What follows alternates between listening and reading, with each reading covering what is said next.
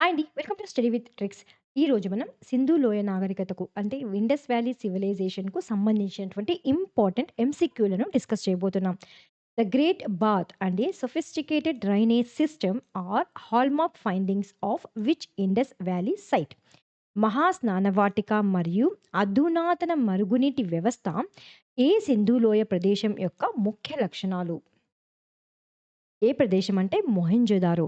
అయితే ఈ మొహెంజోదారో ప్రదేశంలో మొదటిసారిగా ఎవరు తవ్వకాలు జరిపారు అంటే ఆర్‌డి బెనర్జీ గారు. ఎప్పుడు? 1922లో ఆర్‌డి బెనర్జీ గారు ఈ ప్రదేశంలో తవ్వకాలు జరిపారనమాట. ఈ మొహెంజోదారో అనేటువంటి ప్రదేశము అధునాతన పట్టణ ప్రణాళికకు ప్రసిద్ధి చెందింది. అయితే ఈ ప్రదేశంలో మహా స్నానవాటిక అనేటువంటిది బయల్పడింది. ఇది చరిత్రలోనే మొదటి బహిరంగ స్నానపు తొట్టగా పరిగణించబడుతుంది. Which Indus Valley site in Gujarat is famous for having an Asian dockyard? గుజరాత్‌లోని ఏ సింధు లోయ ప్రదేశం పురాతన ఓడరేవుకు డాక్యార్డ్‌కు ప్రసిద్ధి చెందింది? చాలా ఇంపార్టెంట్ బిట్ ఇది.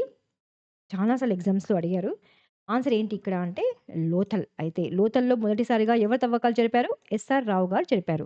ఎప్పుడు? 1955లో ఎస్ఆర్ రావు గారి చేత త్రవ్వకాలు జరిపినటువంటి ప్రదేశం ఏది అంటే లోథల్ అన్నమాట. ఇది సింధు యొక్క కీలకమైన నౌకాశ్రయ నగరం. సో, ఇక్కడ ఏం జరిగేది అంటే సముద్ర వ్యాపారం చేసేవారని అక్కడ లభించినటువంటి ఆధారాల ద్వారా తెలుస్తోంది. అంతేకాకుండా ఇక్కడ అగ్ని బలిపీఠాలు కూడా లభించాయి. యొక్క ఆధారాలు కూడా లభించడం జరిగింది లోతల్లో.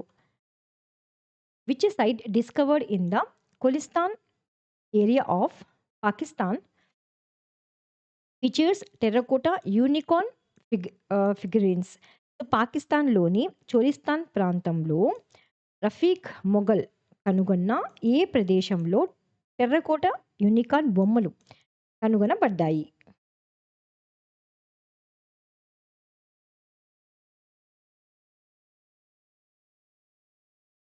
ఆన్సర్ ఏంటి ఇక్కడ అంటే గన్వేరి వాలా. ఎప్పుడు? 1973లో ఎవరు తవ్వకాలు జరిపారు?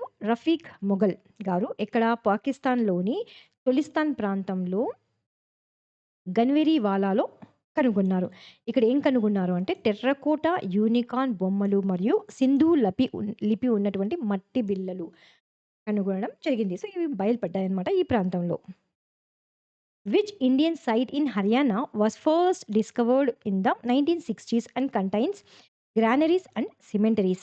1960లలో 1960లలో మొదట కనుగొనబడిన హర్యానాలోని ఏ ప్రదేశంలో ధాన్యపు గిడ్డంగులు మరియు శ్మశాన వాటికలు ఉన్నాయి? ఉన్నాయి లేదా కనుగొనబడ్డాయి. సో, ఏ ప్రాంతంలో అంటే రాఖీగర్హి. చాలా ఇంపార్టెంట్ అండి. ఈ రాఖీగర్హి ఎక్కడుంది? హర్యానాలో ఉంది. అయితే ఎప్పుడు? 1960లో ఎవరి చేత? ఆర్కియలాజికల్ సర్వే ఆఫ్ ఇండియా చేత కనుగొనబడినటువంటి ఈ ప్రదేశంలో ఏం బయటపడ్డాయి అంటే ధాన్యపు గిడ్డంగులు, శ్మశాన వాటికలు మరియు మరుగునీటి కాలువ వ్యవస్థలు బయటపడడం జరిగింది. ఇది భారతదేశంలోని అతి పెద్ద సింధు నాగరికత ప్రదేశాలలో ఒకటిగా పరిగణించబడుతుంది. Which site is known for the discovery of the red sandstone male torso and was excavated by Dayaram Sahni in 1921? ఏ సంవత్సరంలో? 1921లో ఎవరి చేత? దయారాం సహని గారి చేత త్రవ్వకాలు జరిపిన ఏ ప్రదేశంలో ఎర్ర ఇసుకరాతి పురుష మొండెం అనేటువంటిది కనుగొనబడింది? ఆన్సర్ ఏంటి ఇక్కడ అంటే హరప్ప. సో, ఎప్పుడు? 1921లో దయారాం సహనీ గారి చేత తవ్వకాలు జరిపినటువంటి మొదటి సింధు లోయ నాగరికత ప్రదేశం ఏది అంటే హరప్పా అనమాట. ఇక్కడ ఏం లభించాయి అంటే ఎర్ర ఇసుకరాతి పురుష మండం అనేటువంటిది లభించింది. ఇది ఆ కాలం నాటి కళా నైపుణ్యానికి నిదర్శనంగా చెప్పొచ్చు.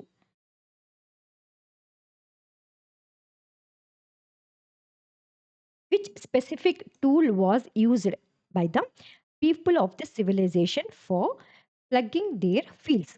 ఈ నాగరికత ప్రజలు తమ పొలాలను దున్నడానికి ఏ నిర్దిష్ట పరికరాన్ని ఉపయోగించారు? ఏ పరికరాన్ని ఉపయోగించారు అంటే వుడెన్ ప్లగ్ అంటే చెక్క నాగలి. ఎవరంటే సింధు లోయ ప్రజలు అక్కడ లభించినటువంటి సింధు లోయ ప్రాంతంలో లభించినటువంటి చారిత్రక ఆధారాల ప్రకారం వారు ఇనుముని ఉపయోగించలేదు. చానా సార్లు ఎగ్జామ్‌లో అడిగారండి. వేటిని ఉపయోగించలేదని. ఇనుముని ఉపయోగించలేదు. ఎందుకంటే ఇనుప యుగం అనేటువంటిది వీరి తర్వాత ప్రారంభమైంది. సో, సింధు నాగరికత అంతమయిన తర్వాత ఇనుప యుగం ప్రారంభమైంది కాబట్టి వీరి కాలంలో వీరసలు ఇనుమును ఉపయోగించరాదు. సో, ఇనుముకు బదులుగా వారు నేలను దున్నడానికి చెక్క నాగలిని ఉపయోగించారు.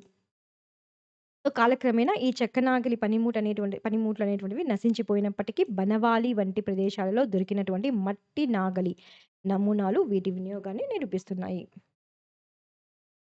The Greeks referred to cotton produced by this civilization as Sindan. What were they? What were they the first in the world to produce? గ్రీకులు ఈ నాగరికత ఉత్పత్తి చేసిన పత్తిని ఏమని పిలిచేవారండి? సిండస్. ఎగ్జామ్‌లో అడగొచ్చు. సిండస్ అంటే ఏంది అని. సిండస్ అంటే పత్తి. సో, పత్తిని అంటే పత్తిని వాళ్ళు ఏమని పిలిచేవారంటే సిండస్ అని పిలిచేవారనమాట. అని పిలిచారు. ప్రపంచంలోనే మొదటిసారిగా వారు దీనిని ఉత్పత్తి చేశారు. దేనిని అంటే పత్తిని.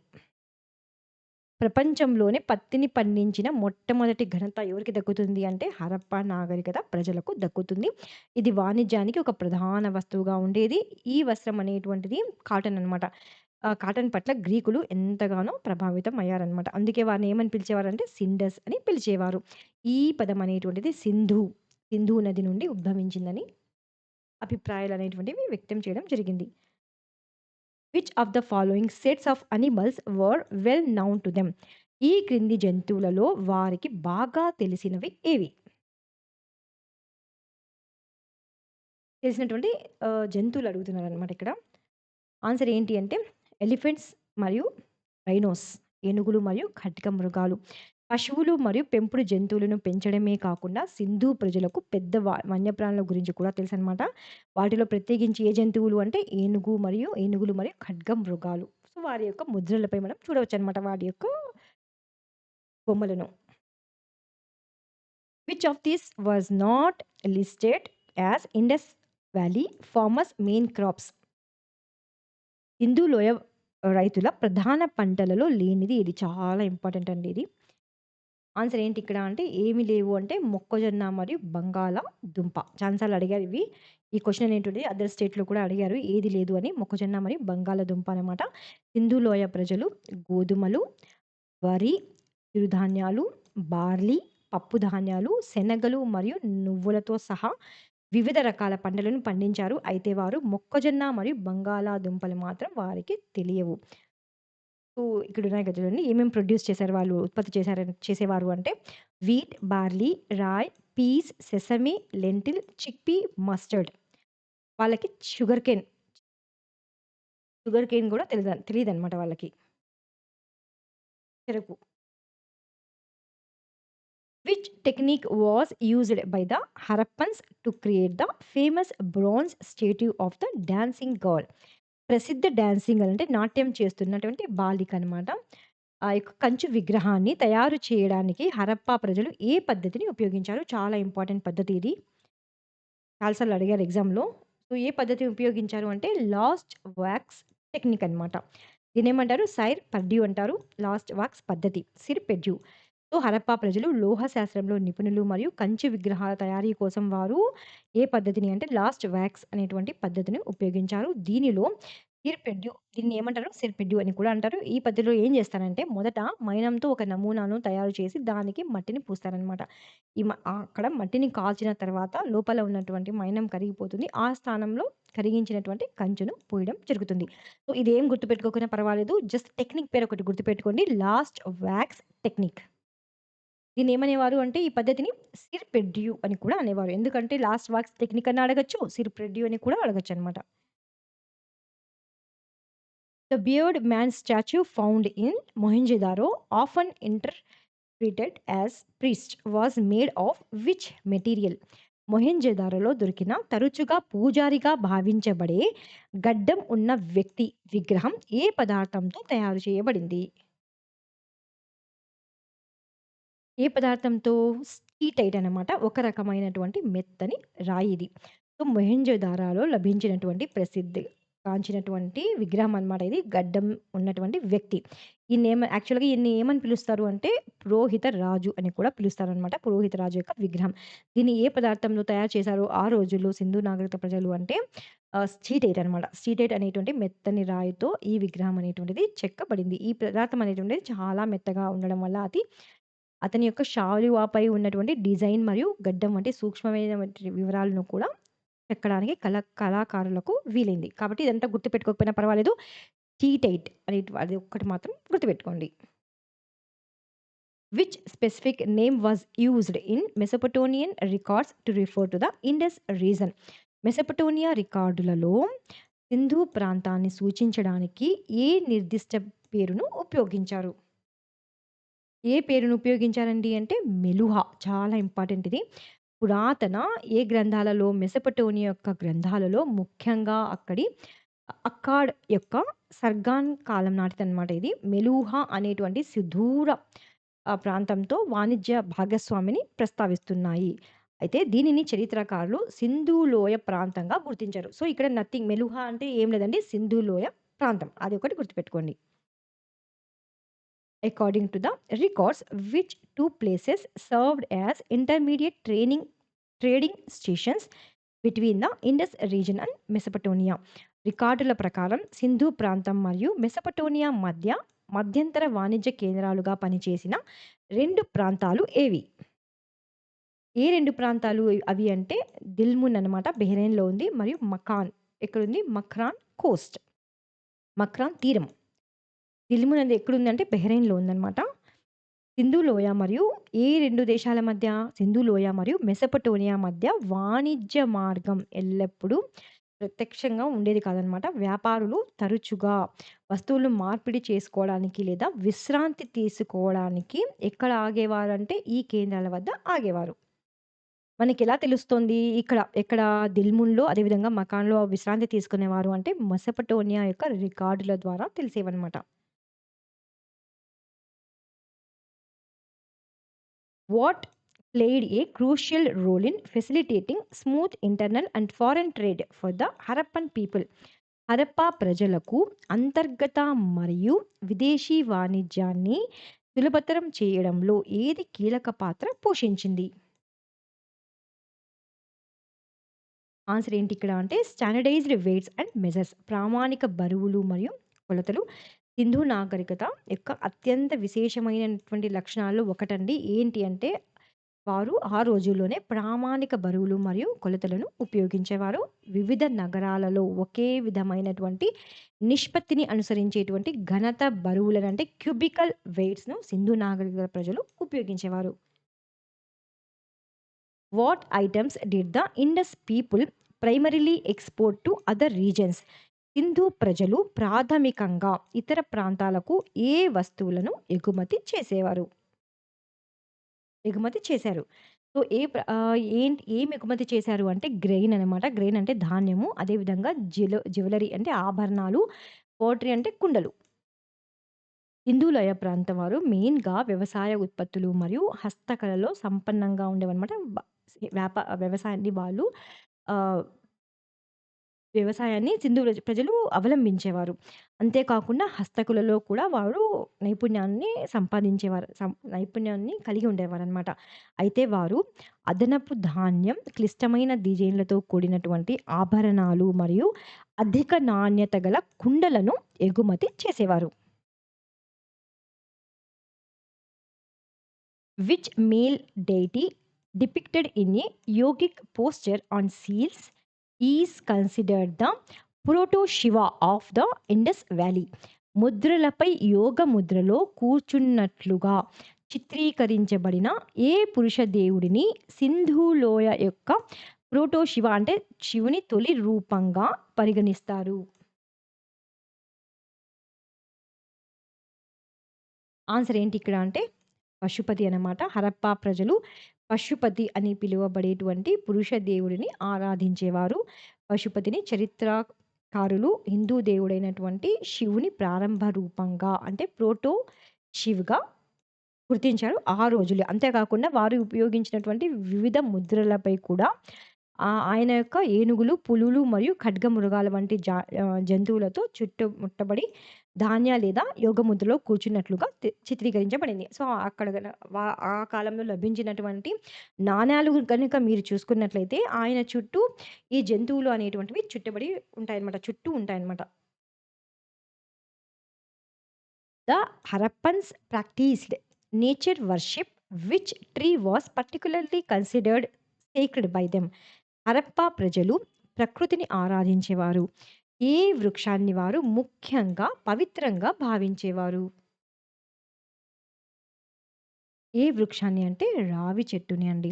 సో, ప్రకృతి ఆధారంగా ఎవరు హరప్పా ప్రజలు జీవితంలో ఒక ప్రాథమిక కీలకమైన భాగంగా చెప్పవచ్చు. వారు ముఖ్యంగా జంతువులను మరియు చెట్లను పూజించేవారండి. చాలా ఇంపార్టెంట్. అందులో ముఖ్యమైన ట్రీ ఏది అంటే రావి చెట్టనమాట. People tree. సో, వీరి యొక్క ముద్రలపై తరచుగా మనం చూడొచ్చనమాట. చెట్టును, అదే విధంగా ఈ పీపల్ ట్రీని మరియు జంతువులను. సో, కొన్ని సార్లయితే కొమ్మల మధ్య ఒక దైవం ఉన్నట్లుగా కూడా ముద్రలో చూపించబడింది. The Indus Valley script is described as Ostrophodon. What does this style of writing specifically mean? Sindhu లోయ లిపి బౌస్ట్రోఫిడాన్ శైలిలో ఉందని వర్ణించబడింది. ఈ రకమైన వ్రాత శైలి అంటే ఖచ్చితంగా ఏంటి? సో, ఈ మీరు మీకు ఎగ్జామ్‌లో క్వెషన్ రివర్స్ కూడా అడగొచ్చనమాట. ఈ రాతని ఏమని పిలుస్తారు అంటే బౌస్ట్రోఫిడాన్ అని పిలుస్తారు. సో, క్వెషన్ ఎలాగైనా అడగొచ్చు. కానీ ఇది చాలా ఇంపార్టెంట్. ఆన్సర్ ఏంటి ఇక్కడ అంటే writing from right to left in one line and left to right in next. ఒక వరుసలో ఏమో కుడి నుండి ఎడమకు వ్రాయడం. తర్వాతి వరుసలో ఏమో ఎడమ నుండి కుడికి రాయడం. దాన్ని ఏమంటున్నాం మనము అంటే బౌస్ట్రోఫిడాన్ అంటున్నాం. దీన్నేమంటున్నాం హరప్పా లిపి అనేటువంటిది హరప్పా లిపి అంటున్నాం. హరప్పా లిపి అనేటువంటిది బౌస్ట్రోఫిడాన్ అనేటువంటి వీళ్ళ పద్ధతిని అనుసరిస్తున్నారు. అనుసరించారనమాట ఆ రోజుల్లో. సో, ఈ బోస్ట్రోఫిడాన్ చాలా ఇంపార్టెంట్ అండి. గుర్తుపెట్టుకోండి. మొదటి మొదటి వరుస ఏమో కుడి నుండి ఎడమకు రాసేవారు. ఆ తర్వాతేమో రెండో వరుసనేమో ఎడమ నుండి కుడికి రాసేవారు. ప్రారంభించేవారు. ఈ పద్ధతిలో ఏ పద్ధతిలో బౌస్ట్రోఫిడాన్ అనేటువంటి పద్ధతిలో. ఎవరు? హరప్పా ప్రజలు. సింధు నాగరికత ప్రజలు. Which metal age did the Harappan civilization belong to? Harappa నాగరికత ఏ లోహ యుగానికి చెందింది? ఏ యుగం అంటే కంచు యుగం అనమాట. హరప్పా నాగరికత ఒక కంచు యుగపు పట్టణ సంస్కృతికి. వీరికి ఇనుము తెలీదండి. చాలా చాలా ఇంపార్టెంట్ గుర్తుపెట్టుకోండి. ఇది సింధు నది వెంబడి వర్ధిల్లింది మరియు దాని అధునాతక లోహ సాంస్కృత నైపుణ్యాలకు ముఖ్యంగా కంచు వాడకానికి ప్రసిద్ధి చెందింది. హరప్పా నాగరికత. In which year was Harappa first discovered? హరప్పాను మొదట ఏ సంవత్సరంలో కనుగొన్నారు? హరప్పా ప్రాంతాన్ని ఎప్పుడు అంటే 1921లో కనుగొన్నారు. అయితే ఎవరు కనుగొన్నారంటే దయారాం సాహ్ని గారు కనుగొన్నారు. ఈ తవ్వకాలలో నాయకత్వాన్ని వహించారాయన. Who was first to excavate Mohenjodaro in 1922? 1922లో మొహెంజోదారోను మొదట త్రవ్వినది ఎవరు?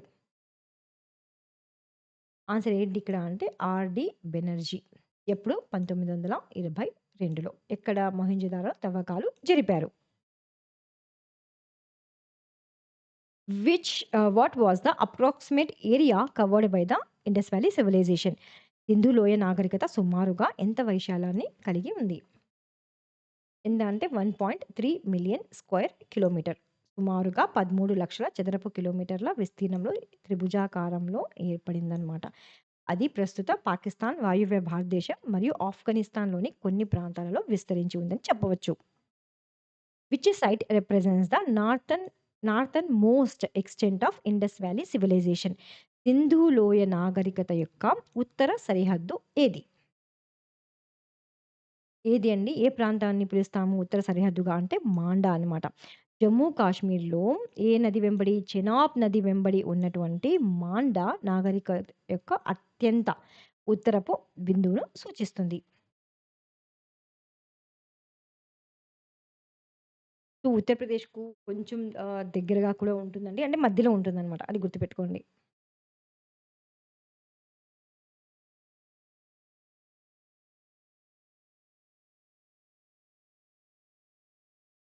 The southern boundary of the Indus valley civilization was located at Sindhu నాగరికత యొక్క దక్షిణ సరిహద్దు ఎక్కడ ఉంది?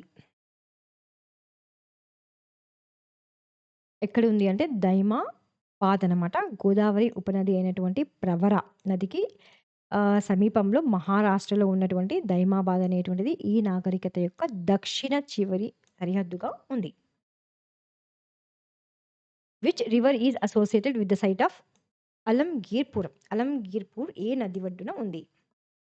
ఆన్సర్ ఏంటి అంటే ఏ నది ఒడ్డునండి? హిండస్. చాలా చాలా చాలా ఇంపార్టెంట్ హిండన్ అనమాట. అలంగీర్‌పూర్ అనేటువంటిది సింధు నాగరికత యొక్క అత్యంత తూర్పున ఉన్నటువంటి ప్రదేశం. ఇది ఉత్తరప్రదేశ్‌లోని గంగా, యమున, దోహబ్, హిండన్ నది ఒడ్డున ఉంది. సో, పూరేమో అలంగీర్‌పూర్ ఏమో తూర్పున ఉన్నటువంటి ప్రదేశం అన్నమాట. దేనికి? Indus valley సివిలైజేషన్‌కి. దైమాబాద్ ఏమో దక్షిణ చివరి సరిహద్దు. మాండా ఏమో ఉత్తరపు సరిహద్దు. గుర్తుపెట్టుకోండి. మాండా అండి ఉత్తరప్రదేశ్ కాదు, జమ్మూ అండ్ కాశ్మీరే. సో, జమ్మూ అండ్ కాశ్మీర్‌లో చైనా నది వెంబడి ఉన్నటువంటి మాండా నాగరికత యొక్క అత్యంత ఉత్తరపు బిందువుని సూచిస్తుంది. సో, ఈ క్వెషను యూపీఎస్సీలో అడిగారనమాట ఈ సరిహద్దులు. కాబట్టి మీకు ఇంకొకసారి చెప్పడం జరుగుతోంది. చాలా చాలా ఇంపార్టెంట్. ఈ హిండన్ ని గుర్తుపెట్టుకోండి. చాలా ఇంపార్టెంట్ ఇది. హిండన్ నదిని గుర్తుపెట్టుకోండి. Which features suggest a strong centralised governance in IVC? సింధు నాగరికతలో బలమైన కేంద్రీకృత పాలన ఉందని దేని ద్వారా తెలుస్తుంది? ఆన్సర్ ఏంటి ఇక్కడ అంటే గ్రేట్ పాత్ అండ్ గ్రానరీస్, మహాస్నానవాటిక మరియు ధాన్యాగారాలు. ఈ మహాస్నానవాటిక, ధాన్యాగారాలు మరియు మరుగునీటి పారుదల వ్యవస్థ వంటి భారీ నిర్మాణాల సంక్లిష్టత మరియు బలమైన కేంద్రీకృత పాలన ఉనికిని సూచిస్తుంది. ఫేమస్ అనమాట. సింధు నాగరికతలో ఏమన్నా ఇంపార్టెంట్ ఏమిటి ఆ నాగరికతకు సంబంధించినవి అంటే ఈ గ్రేట్ బాత్, గ్రానరీస్ అనమాట. పట్టణ నాగరికత కూడా ఇంపార్టెంట్.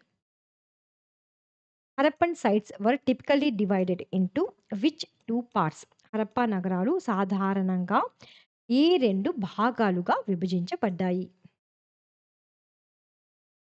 ఏ 2 భాగాలుగా అంటే సిటాడెల్ మరియు లోవర్ టౌన్ అంటే కోట మరియు దిగువ పట్టణం. చాలా హరప్పా నగరాలు ఒక విభజనను అనుసరించాయి.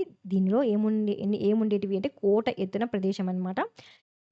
దీని యాక్చువల్‌గా ఇది దేనికి ప్రసిద్ధి అంటే పరిపాలనకు, అదే విధంగా లేదా ఆచార కేంద్రానికి ప్రసిద్ధి. దాన్నేమంటారంటే సిటాడెల్ అని అంటారు. ఒక కోటలాగా ఉంటుందనమాట. దాన్ని సిటాడెల్ అంటారు. మరియు దిగువ పట్టణం అనేటువంటిది నివాస ప్రాంతాల కోసం ఉండేది. సో, 2 ప్రదేశాలున్నాయనుకోండి. ఇలా ఉంటే ఇది సిటాడెల్. ఇది దేనికి సంబంధించింది? పరిపాలన మరియు ఆచార కేంద్రం అనమాట. ఎత్తైన ప్రదేశంలో ఉంటుంది. దీని కింద ఉంటాయి గదా! అవన్నీ వచ్చి కింద దిగువ పట్టణాలనమాట. ఇవి నివాస ప్రాంతాల కోసం ఉండేవి. Which site had no internal division into citadel and lower town? కోట మరియు దిగువ పట్టణం అనే విభజన లేని నగరం ఏది? ఏ నగరం అంటే లోథల్. లోథల్ దేనికి ప్రసిద్ధి? ఓడరేవు. ఇంపార్టెంట్ ఇది. ఓడరేవు పట్టణం అనమాట. లోథల్ అనేటువంటిది హరప్పా మరియు మొహెంజోదారోల వలె కాకుండా లోథల్ అనేటువంటిది 2 వేరు వేరు విభాగాలుగా అంతర్గత విభజన లేని ఒక దీర్ఘ చతురస్రాకార నివాస ప్రాంతం. ధాన్యాగారాలు కూడా చూడొచ్చనమాట మీరు లోథల్‌లో. Which material primarily used for buildings in Harappa and Mohenjodaro? Harappa మరియు మొహెంజోదారోలలో భవనాల నిర్మాణానికి ప్రధానంగా దేనిని వాడారు? దేనిని వాడారు అంటే మడ్ బ్రిక్స్ అనమాట. అంటే మట్టి ఇటుకలను వాడారు. ఎక్కడ? హరప్పా మరియు మొహెంజోదారోలో ప్రామాణిక పరిమాణాలలో కాల్చిన ఇటుకలను ఉపయోగించగా కాళీబంగన్ మట్టి ఇటుకలను ఉపయోగించరు. చాలా ఇంపార్టెంట్ అండి. గుర్తుపెట్టుకోండి. కాళీబంగన్‌లో గాజులు కూడా లభించాయి. చాలా చాలా important. Which material was primarily used for buildings in Harappa and Mohenjodaro? Harappa మరియు మొహెంజోదారోలలో భవనాల నిర్మాణానికి ప్రధానంగా దేనిని వాడారు? దేనిని వాడారంటే కాల్చిన ఇటుకలను వాడారు. సో, కాళీబంగన్‌లో అయితే మంటి ఇటుకలను ఉపయోగించారు. సో, ఇవి అండి సింధు నాగరికతకు సంబంధించినటువంటి most important MCQs. Please like, share and subscribe. Thank you so much for watching study with tricks. మీకు పీడీఎఫ్ కావాలంటే నేను టెలిగ్రామ్‌లో అప్‌లోడ్ చేస్తాను. అక్కడ నుంచి మీరు డౌన్‌లోడ్ చేసుకోవచ్చు.